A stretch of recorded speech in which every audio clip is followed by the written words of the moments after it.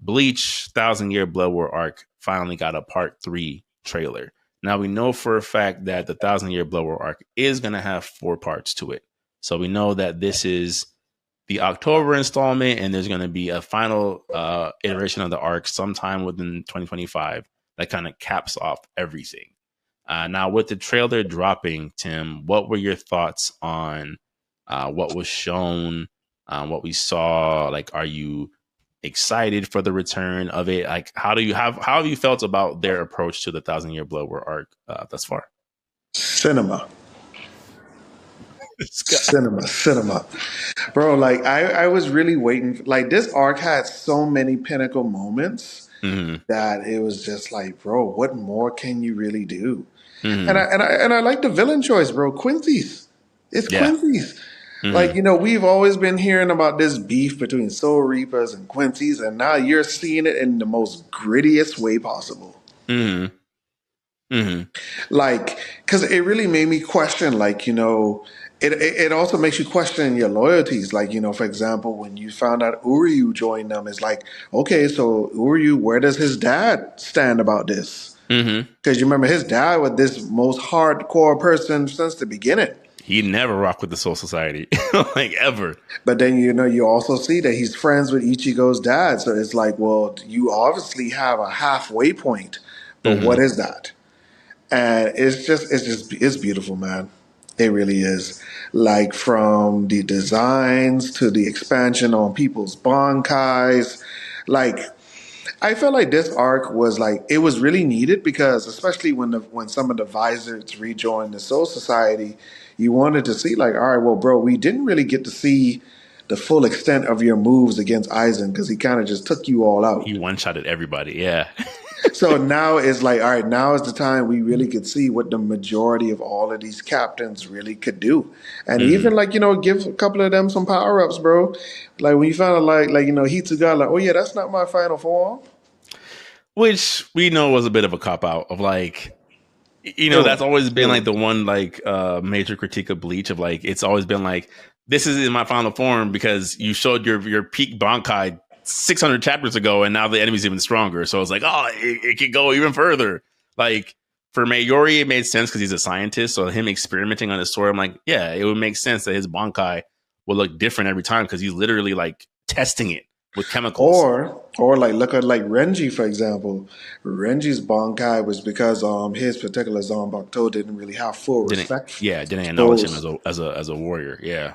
Or then Yumichika, or like because Yumichika like kind of mocks his sword, so he calls it by a different name. Yeah. So like it's interesting elements. It's interesting elements to it, and it adds a certain level of depth. But so like it's like, yes, like here's this Soul Society who you found out that they were these ruthless killers back in the day, very Old Testament, black and white. The one decision that they made came to haunt them.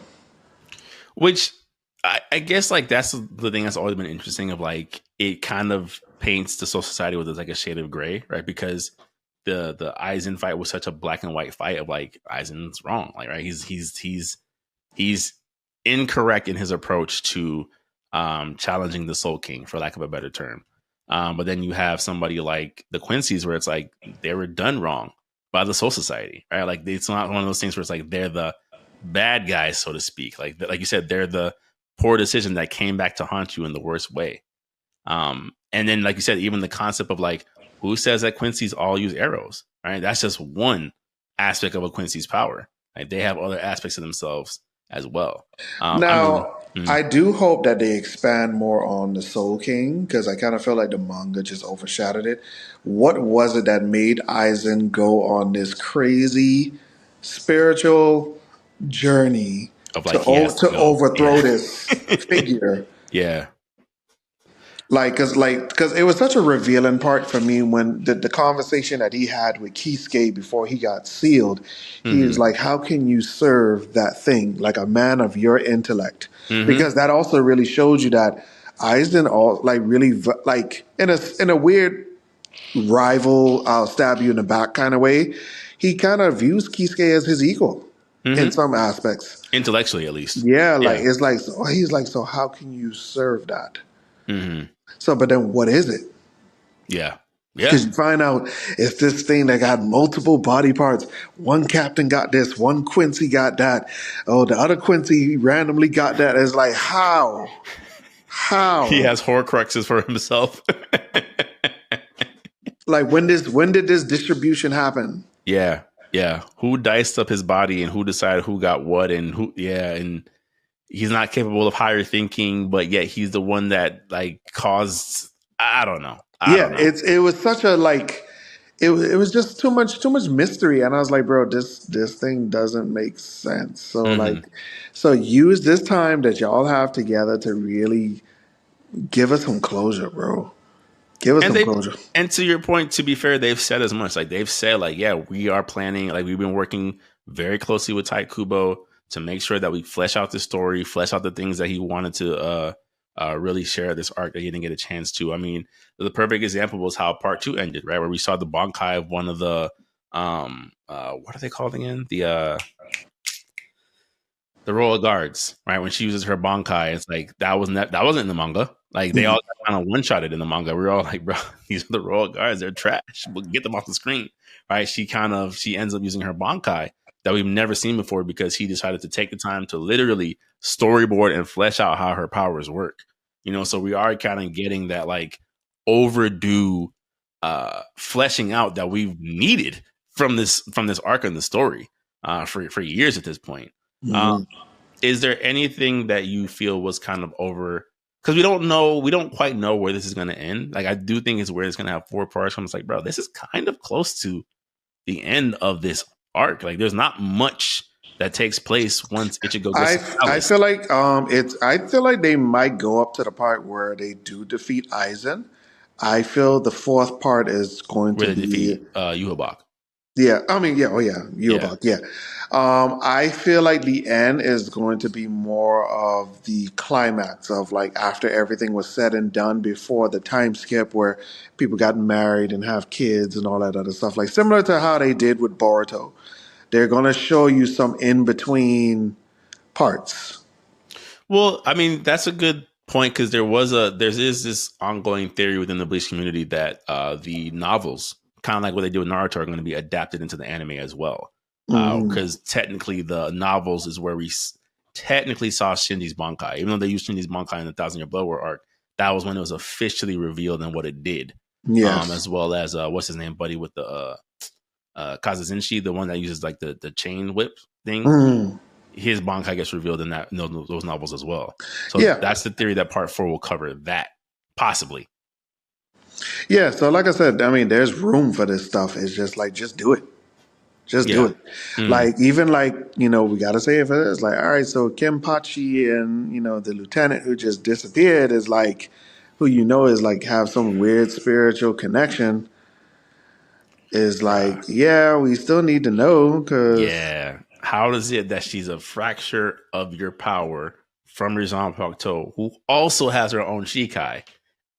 Like, yeah. how does Because that work? Because I know, like, she shares the name of Unohana when Unohana was a serial killer, Mm-hmm. Yachiru. Mm-hmm. But then my thing is like, all right, so you find out that your Bankai's name is Nozarashi, but then how does Nozarashi connect to her? Who knows? Right? Like, who even knows, bruh? Who even knows? Like, yeah, maybe you could explain it. Maybe she's just like similar to how Stark and what's her name, Lily Beck. Lily, Lilybeth. Lilybeth. yeah, like maybe it's a similar situation like that. But then the thing about her was she was still present. She turned to Yes. the man's gun. Yes. Yes. Like it was a very clear connection of like one of them decided to split their soul up to give it a consciousness so they weren't lonely, and Yeah, it made sense. Like it all connected. Whereas like with them, it's just like what? Like yeah, I guess like he was she suppressing his just power, and but what is this? yeah, and she just disappeared, and it's just like okay, all right.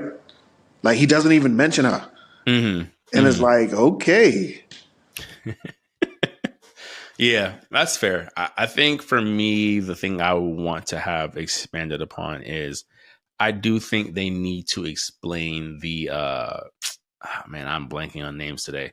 The top four, yeah, the top four guards within the Quincy regime. Like how, like we know, like how like their power ups played out. But like for example, like the Viking one is like, bro, how is he's just unkillable? Like they literally can't kill him. Well, remember You he know? has he's past part of the whole soaking. Oh right, right, Yes. right, right, right, right, right. So You're it's right. just like so two Quincy's just randomly just get this power up, and then one captain just got, and it's just like okay. Mm, you're right. I completely forgot about that. That's crazy. And justice for all our black characters, right? They can't make a black villain without him turning into a creature of some sort. So can't wait to see the bird sniper brought on our screen. Crazy, bro. Crazy, bro. It's like, bro, that fight went through so many stages, bro, and it's Yeah, just like you mean to tell me Izuru is the was one the one that that got it done, finishes bro. off. The one that got it done. Izuru the zombie, the man whose body is barely held together. But then that's Mayuri science for you. Yeah, yeah, yeah. The one who, I mean, he cured zombieism, bro. He literally brought Yeah, Hitsugai back from the dead. So anything's possible, right? Like he turns the Arankar into his personal puppets, right? Like who should say what he can and can't do? As far as the extended Bleach universe, like we know that Tai Kubo did the one shot, right, of Burn the Witch, which basically kind of highlighted like the international version of the Soul Society and how that kind of operates. And currently he's working, or he will be, once all this wraps up, will be resuming work on the Hell arc of Bleach. hmm Do you feel like, I have two questions actually. Do you feel like Bleach is a story that still has more to tell? One. um, I feel like they're gonna give it the Boruto treatment, where they're not gonna make it as long as like let's just say Naruto or Shippuden, Mm-hmm. but they're just gonna give it enough to give it like I would say a second climax. I would say Okay. Okay. a Because I second mean, climax. yeah, because I think like him going through the trouble of literally giving a character design to every single former captain of the 13, like, bro, this was not done for nothing. Like, I would not be surprised if they show up in the Hell arc as full on villains. Like, you did not go through all this trouble to make, and he's already confirmed that he's like, yeah, Yamamoto, Unohana, they're in hell. Like, they're in hell. As well as Ukitake, the one that was holding a piece of the Soul King. Like, he's like, these guys are in hell. So I'm like, are they in hell as Hell's guardsmen? Are they serving a greater evil? Like, like there's something more here for sure.